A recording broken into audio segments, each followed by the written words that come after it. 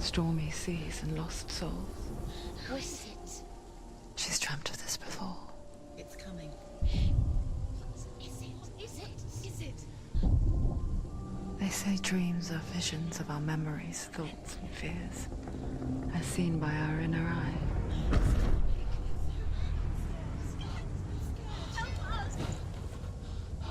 But what if each one of us is always dreaming, even when awake?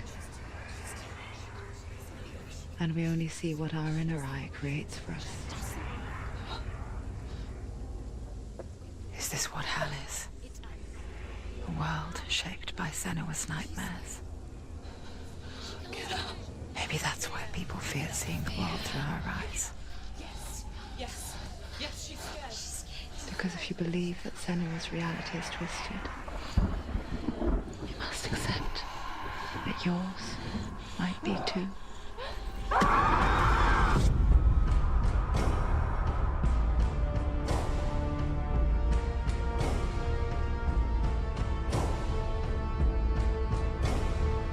HELLBLADE Senua'S Sacrifice is a video game about Senua, a Celtic warrior on a vision quest into Viking territory.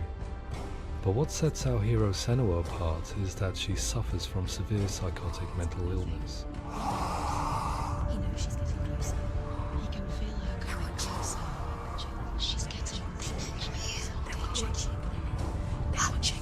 The original idea for HELLBLADE was to create a classic hero's journey, a journey of suffering, but one where the fantasy world is not another planet or alternate universe, but a world that is constructed in Senua's mind. But to do so would mean putting psychotic mental illness at the center of the experience, a subject that is still considered taboo, and a challenge that was both terrifying and exciting in equal measure. In HELLBLADE, the starting point was a newly discovered Celtic goddess called Senuna in Ashwell, Hertfordshire. When first discovered, her name was thought to be Senua, a name which I liked and kept.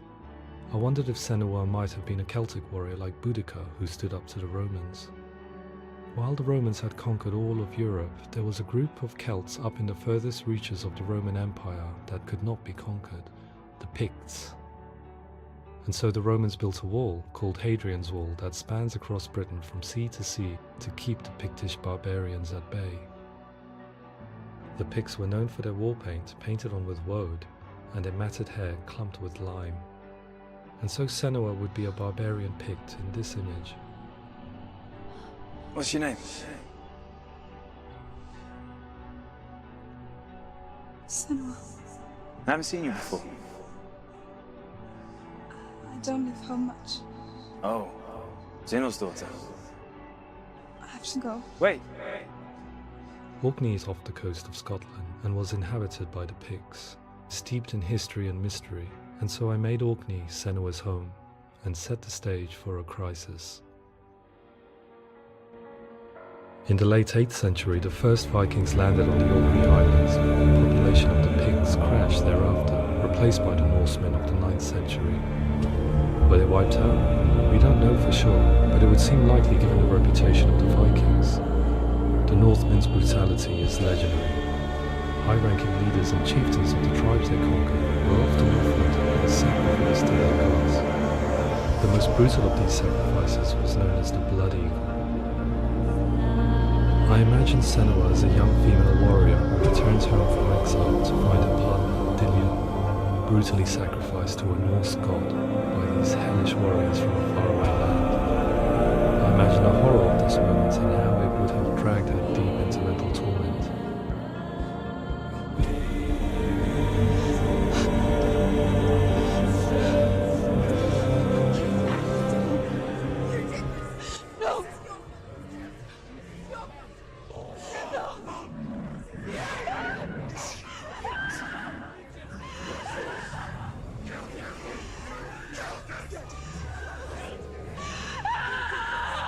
I came to learn that the Celts had a sophisticated and nuanced perspective on the nature of mental disorder. One term they used was gelt. A gelt is a man or woman who has been driven mad by a curse, battle trauma, or grief. The gelt would take to a life in the woods in search of penance, punishment, and purgation. And so Senua became a gelt, cursed by darkness, looking for redemption in the wilds. Another word the Celts used in reference to mental disorders was druth, meaning fool, or Liar. one who utters the words of God. They tell of the mad sinner who flees battle into exile and takes on a beastly nature, growing feathers on his body. The character called Druth in Hellblade is based on a little-known person called Findan, an 8th century Irish Celt who was captured and enslaved by the Vikings, but eventually escaped to Orkney where he became a monk. I will tell you my stories of hell, if I may walk with you. Upon meeting Senua, it would be his stories that fuel her quest deep into their world of gods. The Northmen say the world will come to an end. The sun will grow black, the earth will sink into the sea, the stars will disappear, fire and water will meet, flames will play against the sky, the heavens and earth and all the world will be burned, all the gods will be dead, and the warriors of Valhalla and people everywhere. Senua, prepare yourself for Ragnarok, for it is nigh. So the stage was set for a new adventure, a journey into the Norse underworld called Hell, a vision quest fueled by madness and myth, a fantasy that was created by Senua's own mind, and one that we would experience through her eyes. This is your mission. This is your quest. There is nothing else left. To make a game about a warrior with psychotic mental illness as its central theme was fraught with danger. Mental illness such as psychosis is still taboo and rarely acknowledged in a century of cinema, never mind the new medium of games. Where it does feature, it often conflates psychosis and psychopathy associated with a lack of empathy. It is unfortunate that these two words sound so similar that they are used interchangeably in media. I must admit that I didn't have to look very far to discover my own ignorance of the subject. So we reached out to Paul Fletcher, psychiatrist and professor of health neuroscience at University of Cambridge. Psychosis is a descriptive term, and it refers to having a loss of contact with objective reality. So it's characterized by two main sets of symptoms. One of them is hallucinations, where somebody experiences perceptions when there is no actual objective thing out there to perceive. You're already dead. Who are you? And the other is delusions, where somebody comes to very often bizarre, unpleasant, frightening beliefs when there's no good evidence in favor of them. There's no doubt about it. The source of the darkness is in Helheim. And the goddess Hela holds his soul there. We reached out to Welcome, a biomedical research charity that spends billions on research and awareness programs aimed at improving health. Mental health hasn't always been presented in the media in a way that is particularly helpful. It can be challenging to engage people with the subject matter, and there are a lot of preconceived ideas about mental health, and particularly schizophrenia and psychosis. So we hope our support allows the team to continue to collaborate with Paul Fletcher and with those who have experience of psychosis to create a game that provides a fresh perspective on the condition and allows audiences to engage with it in a way that just wouldn't be possible in any other medium. What started out as a brief consultation convinced me that we were only scratching the surface of an immensely deep and interesting subject that could enrich and change the very nature of the game. That's cool. Thanks so much for coming here. Pleasure. Thanks. It's really interesting for me. I'd love to be involved. It's fascinating. Absolutely. Our understanding of psychosis is still very much a mystery, and ways of treating it are still primitive compared to physical illness. After all, it is easy to see the pain and suffering caused by physical diseases or physical trauma. It is not so easy to see the mental suffering and trauma of severe mental illness. But what if we could find a way to see it? Games are capable of drawing you in for hours on end, playing the role of a character who is different from you, experiencing their perspective, and actively involving you in a world that functions with a different set of rules. Calls you to your death. It's an evil voice. If we were to represent Senua's psychosis, we would have to simulate voice hearing, a common attribute. But how can we simulate something we have no first-hand experience of? Professor Charles Fernyhough, a leading expert in voice hearing from Durham University, offered his help. Hearing voices is an experience that is usually associated with severe mental illness, and crucially we know that hearing voices is a part of ordinary life for many people who don't meet the criteria for mental illness. Yeah. Oh, that's not him in real life. We know voices vary according to where they appear in space. Voices can appear far away in the distance, they can appear right there in your ear, they can seem to be coming from inside your head. Based on the information Professor Fernie Ho provided, I put together a sound brief and invited some actors to the studio. We recorded the actors using a binaural microphone, which records the 3D spatial position of sound, replicating the way sound is heard by human ears. It gives you an incredible sense that the person you are listening to is right there beside you. Can't see how she's going.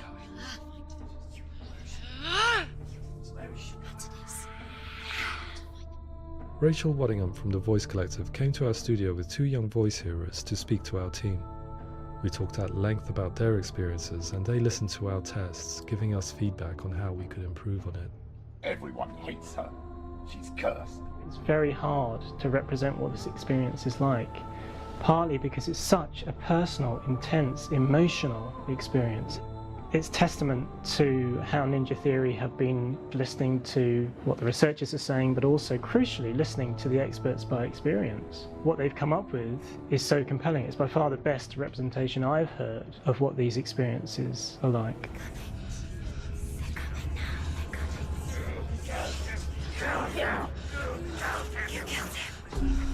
Other common attributes of psychosis are visions and flashbacks.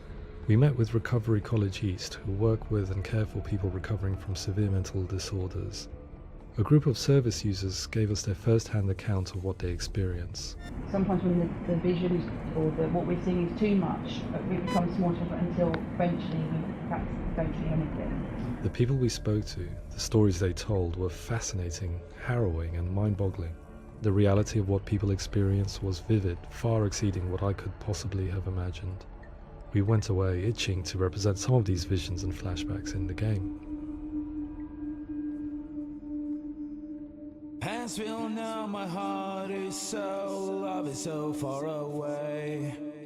Don't you know how I wanna feel deeper? I could never know how you grow, all these days are killing me. Now I see deep in me insanity does unfold. I just wanna feel deeper, deeper. I just wanna feel deeper, deeper.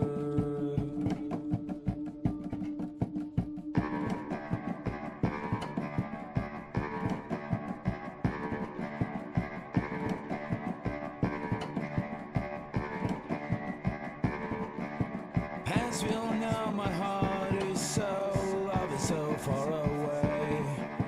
Don't you know how I wanna feel deeper? I could never know how you grow, all these days are killing me. Feel like this, read like this, I just wanna live, that's all. I just wanna feel deeper, deeper. I just wanna feel deeper, deeper.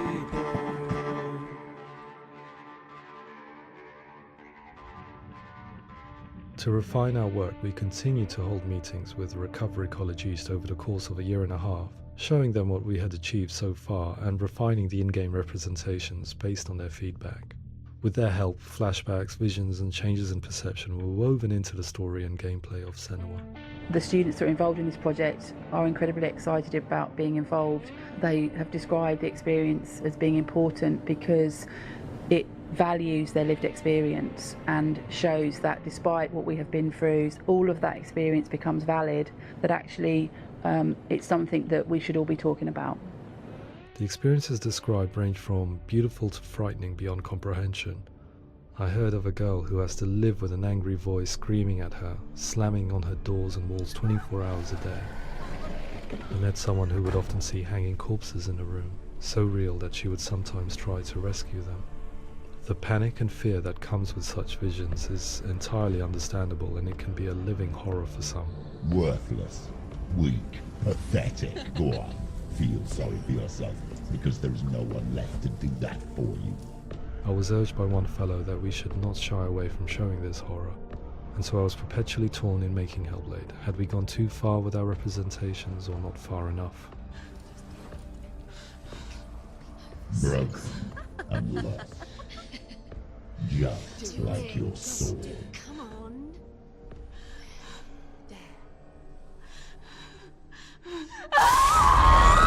In some ways, voice hearing and visions were the low-hanging fruit, so to speak. There's another aspect of psychosis that is much harder to explain, but one that I think video games are uniquely able to represent, which are often called delusions. People begin to see patterns in the world. They begin to link things that most people wouldn't link. Most of the things that we might think would be coincidence or, not worth commenting on. Nevertheless, that might have a particular salience or importance for them. One individual described how everyday words, sounds, colours and objects were steeped in meaning to him, forming a strange and sinister puzzle that he was determined to solve but could not quite get to the bottom of. It's not just brain dysfunction. It's not like the system shut down. It's actually an incredibly creative process. The person creates a world populated with voices and phantasms and terrors, and they're completely immersed in it. They believe in it. We often invite people into the studio to play the game. In one of our playtests, they played through much of the game, making associations between runes, secret messages, and the threat of darkness that stalked them. There are many things that happen in the world of Hellblade that make perfect sense within the context of Senua's mind. The dark rot that's killing her slowly from within, the secret runes of the gods that block her path to Helheim, and strange associations that exist in the game to confuse you. To complete Senua's quest, you have to internalize and accept the logic and meaning behind these things to progress. Afterwards they said that they didn't see much evidence of mental illness in the game. People with delusions of all sorts would argue the same thing, that they are not aware of their experience being abnormal in any way. I need this sword. It's important. Representing perception changes and thinking patterns within Hellblade gives us a set of symptoms common in psychosis. But people with lived experience were keen to emphasize another point, that it is wrong to define a person by their symptoms. Quite often, the illness comes not from the symptoms, but from the stigma, isolation and mistreatment that comes about from the rest of society. They say that I'm cursed. What if they're right? I needed someone to portray Senua, someone who could believably internalize her suffering.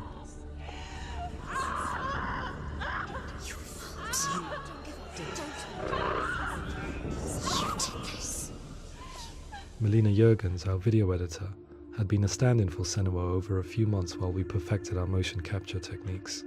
Without realizing it, she had already auditioned for the role, and I knew her well enough to know that I didn't have to teach her to act, but to relive her own internal pain. As often is the case, those who have suffered mental anguish are never far from us.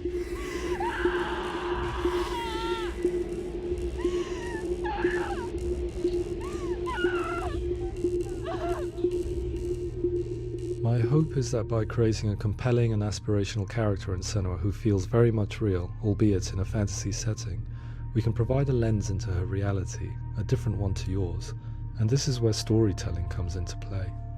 I imagined her life based on common threads in real people's lives. She was always prone to psychosis as a child. Her mother Galina also heard voices and had visions, so perhaps there was a genetic aspect. Or perhaps it was cultural, as she lived within a world without science, of gods and a superstition, as exemplified by her druid father Zimbal. Psychosis developed in her late teens to early 20s and was exacerbated by stigma and isolation at the hands of the clansmen and her father. This darkness. It's spreading. The trauma of seeing her lover Dillian sacrificed tips her over the edge, making her remodel her reality around a concept that connects everything: the darkness. So the question, is what Senua experiences real? Can only be answered by saying, yes, it is real. It is her reality. All of her suffering will have been for nothing. It's just a matter of time.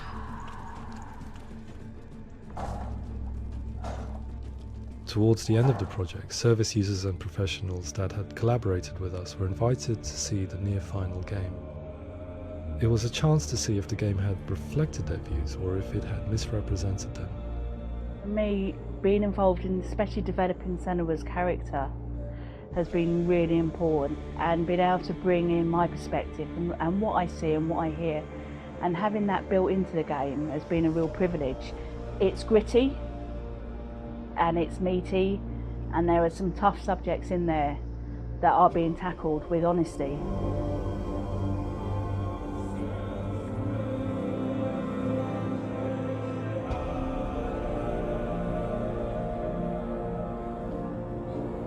I was blown away by it today, absolutely blown away.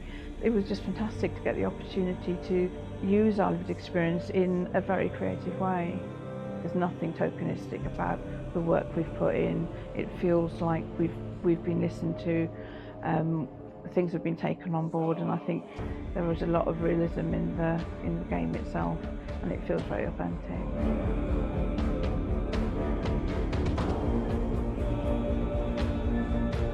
HELLBLADE will give people a good experience of what it's like to hear voices and have those experiences.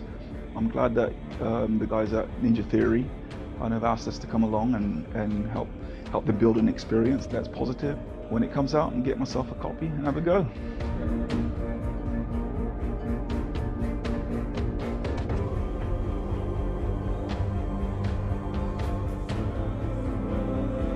I think all the way through I was really inspired by how the conversations have translated into the game in a way that I think I didn't imagine was possible. So wonderful, really wonderful.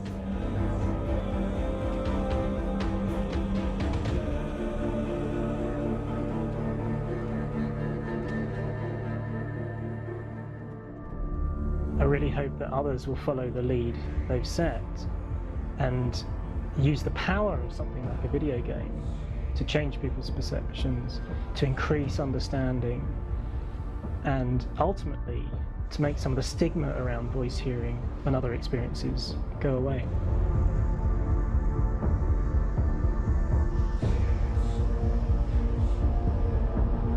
For me, it was really exciting to see something that I explore scientifically being represented so beautifully in a character who's trying to penetrate the mysteries of the environment in which they've been placed, with all of this strange uncertainty and noise and conflicting information that they're getting. I'm very excited by this way of trying to represent mental illness, because I think it actually might be offering us insights that we wouldn't get from pure scientific explorations, and actually giving us quite an empathic view of what it might be like.